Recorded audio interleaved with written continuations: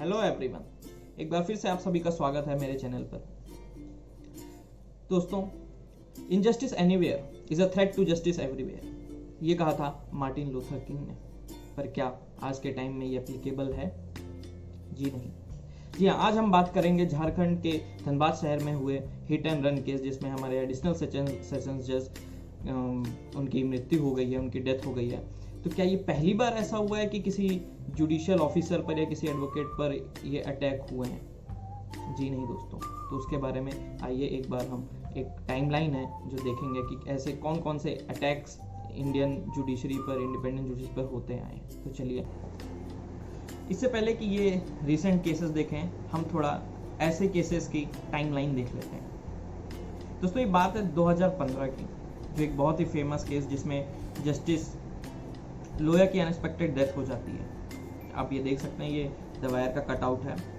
Death of a जज, what we know and what we don't know. ऐसा इसलिए लिखा गया है what we know what we don't know because ये एक बहुत ही पॉलिटिकल केस था। इसमें मर्डर चार्जेस थे हमारे उस टाइम के बीजेपी पार्टी के चीफ अमित शाह, उनके ऊपर था। उस पर कोर्ट से बार बार समन्स इशू हो रहे थे, पर कोर्ट में कोई रिप्रेजेंट नहीं कर रहा था।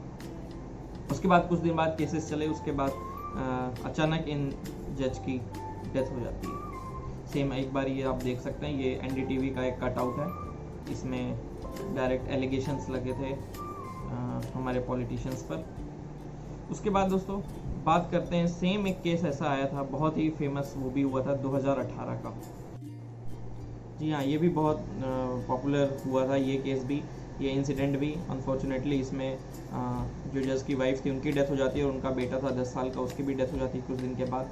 तो ये जो डायरेक्ट अटैक्स हैं, ये कोई ऐसा नहीं है, कोई नई बात है, रिसेंटली होते आए हैं काफ़ी टाइम से। और इस टाइम अब बात करें करंट पे, तो 2021, 2019 बहुत सारे ऐसे केसेस आए हैं जो आते रहे। इस पर एक ये न्यूज़ कटआउट भी था, गुरुग्राम जजेस wife murder, clear guard was addicted to internet से कॉप्स। तो ये उसी टाइम का आर्टिकल मुझे मिला था।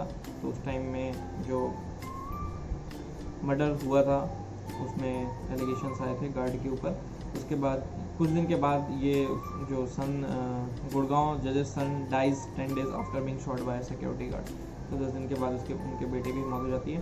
दोस्तों अब बात करते हैं 2021 की। 2021 में ऐसे बहुत सारे केसेस आए हैं जो मैं भी पढ़ रहा था, देख रहा था। तो मैं सोचा कि ये जो ऐसा इशू है, जो इस पर कुछ लेजिस्लेशन या प्रोटेक्शन, जो एडवोकेसी एक नोबल प्रोफेशन है, इसको अगर सेव करना है, जुडिशियल ऑफिसर्स को सेव करना है, इंडिपेंडेंट जुडिशरी को बचा के रखना है, तो उस पर कुछ स्टेप्स लेने बहुत ज़रूरी है। तो 2021 की बात करें दोस्तों, 2021 में ये सबसे पहले, अभी कुछ दिन पहले ही सोशल मीडिया पर ये बहुत ही वायरल हुआ था इनका वीडियो। ये एडवोकेट थे, ये भी एक लैंड डिस्प्यूटेड लैंड था, उस पर ये कोर्ट में रिप्रेजेंट कर रहे थे। तो अचानक उन पर स्वॉर्ड से, तलवार से उन पर अटैक किया गया था और बुरी तरह इंजर्ड हुए थे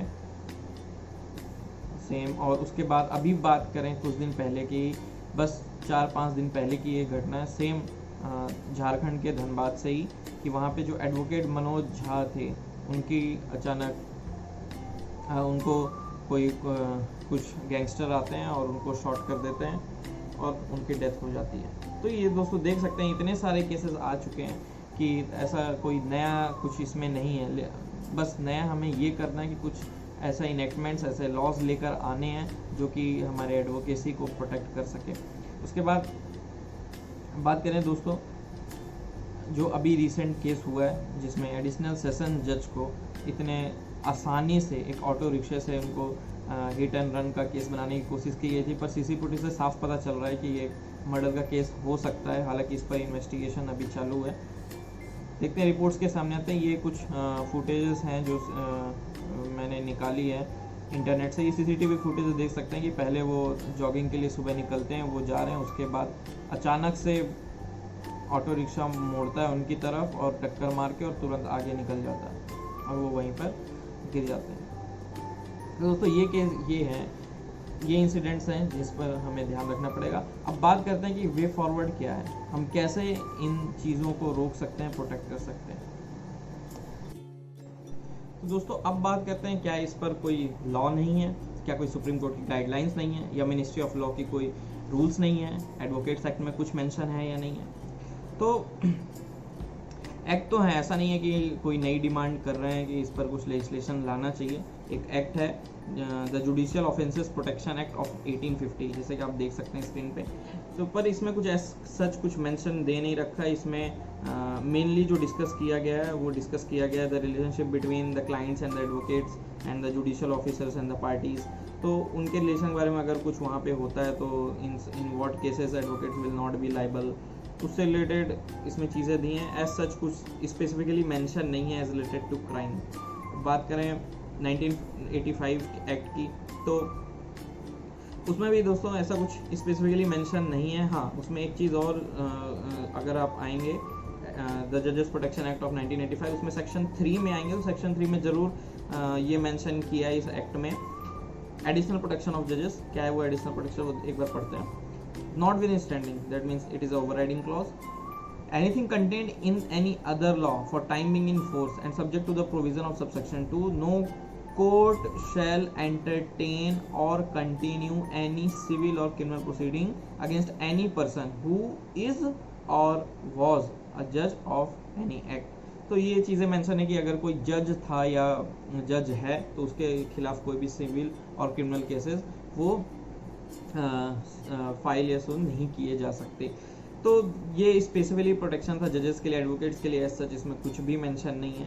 तो अगर हम बात करें कि वे फॉरवर्ड आगे क्या कर सकते हैं जिससे कि एक कॉम्प्रिहेंसिव ऐसा लॉ लाया जाए जिससे कि जो पूरी हमारी जुडिशियल फ्रेटर्निटी है उसको प्रोटेक्ट किया जा सके। तो दोस्तों सबसे पहले तो मैं कहूँगा एक there is a urgent need to enact a legislation which can provide protection to advocates and the judicial officers including their families. जैसे कि देखिए कि जजेस और उनकी फैमिलीज पर भी कई बार अटैक होते हैं, तो एक ऐसा कॉम्प्रिहेंसिव लॉ पार्लियामेंट के द्वारा इनेक्ट किया जाना चाहिए जिससे कि जो हमारे एडवोकेसी का नोबल प्रोफेशन है उसको सेव किया जा सके, जुडिशियल ऑफिसर्स को सेव किया जा सके।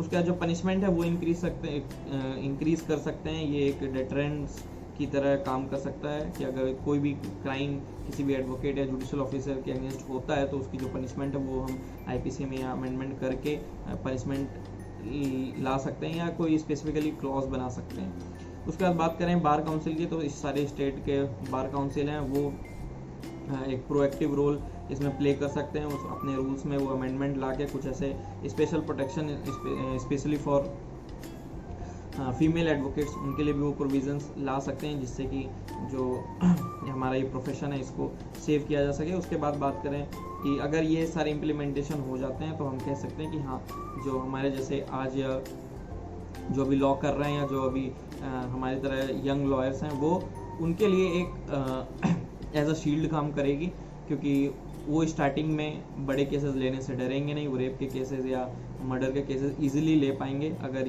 ये सारे प्रोटेक्शन उनके साथ में रहेंगे। तो दोस्तों कैसा लगा आपको मेरा वीडियो ज़रूर बताइएगा।